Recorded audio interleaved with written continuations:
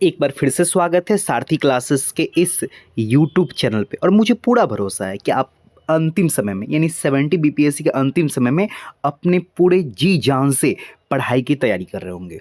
हारना नहीं है, यही जो समय है जो आपको आगे करेगा या पीछे करेगा। तो अपने आप पे भरोसा बना के रखने हैं और अपने पढ़ाई को सही से यानी क्रमबद्ध तरीके से आगे लेकर चलने हैं। आज के पहले प्रश्न में बात कर लेते हैं। चेडविक ने परमाणु के निम्नलिखित में से किस घटक की खोज की है? Option electron, option B proton, option C neutron, option D positron. आपके उत्तर क्या हो जाएंगे? न्यूट्रॉन। फिर से देख लेते हैं।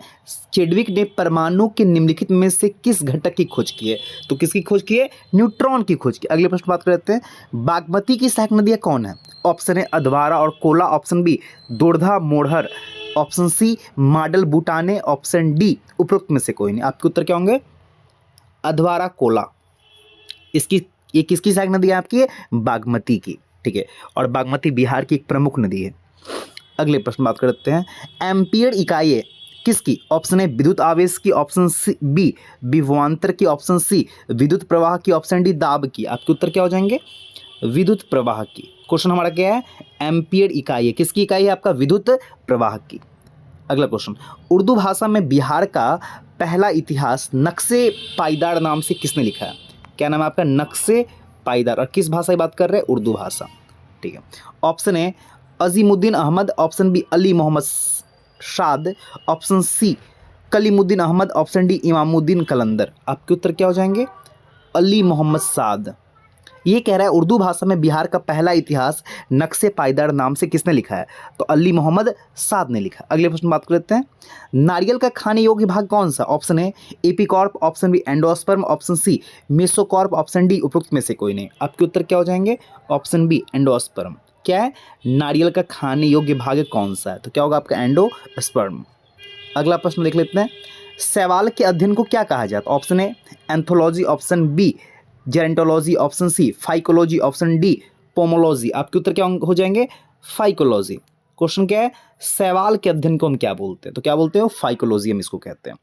मलेरिया बुखार के इलाज के लिए प्रयोग की जाने वाली दवा कुनैन प्राप्त की जाती, किससे प्राप्त की जाती? ऑप्शन है सिनकोना पेड़ की जड़ से, ऑप्शन बी सिनकोना पेड़ की फूल से, ऑप्शन सी सिनकोना पेड़ की छाल से, ऑप्शन डी सिनकोना पेड़ की पत्ते से। तो क्या हो जाएगा आपका? सिनकोना पेड़ की छाले से। ठीक है। अगले प्रश्न बात कर लेते हैं। निम्नलिखित में से कौन सी समिति मौद्रिक नीति फ्रेमवर्क को पुनरीक्षित एवं सुदृढ़ करने के उद्देश्य से गठित की गई थी? ऑप्शन है चलिया समिति, ऑप्शन बी बीके चतुर्वेदी समिति, ऑप्शन सी रंगराजन समिति, ऑप्शन डी उर्जित पटेल समिति। आपके उत्तर क्या हो जाएंगे? उर्जित पटेल समिति। हमारा प्रश्न क्या है? हमारा प्रश्न है कि जो मौद्रिक नीति फ्रेमवर्क है वो किस विषय के लिए बनाया गया था?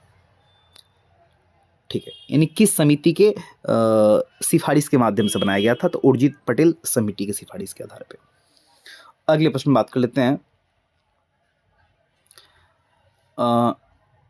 हेलिकल्चर संबंधित है। हेलिकल्चर ऑप्शन है केचुआ पालन से, ऑप्शन बी घोंघे की खेती से, ऑप्शन सी खाग और मोतियों के लिए सीपों का प्रजनन, ऑप्शन डी उपयुक्त में से कोई नहीं। आपके उत्तर क्या हो जाएंगे? घोंघे की खेती से। किस कल्चर की बात करें? आपके हेलिकल्चर। तो मुझे पूरा भरोसा है कि सारथी क्लासेस के द्वारा जो पहल किया गया, विशेष रूप से आपके आने वाली 13 दिसंबर को जो हमारी एग्ज़ाम हो रही है उसके लिए हमारा कार्यक्रम रामबाण साबित होगा।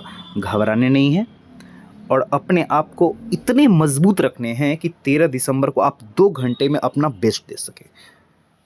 और क्योंकि आपका 2 घंटा 13 दिसंबर को कोई भी नहीं छीन सकता है, इसलिए इतने पढ़ के आप जाएं, इतने पढ़ के जाएं, आप इतने पढ़ के जाएं कि आप सबसे अलग दिख सके उस एग्जामिनेशन हॉल में।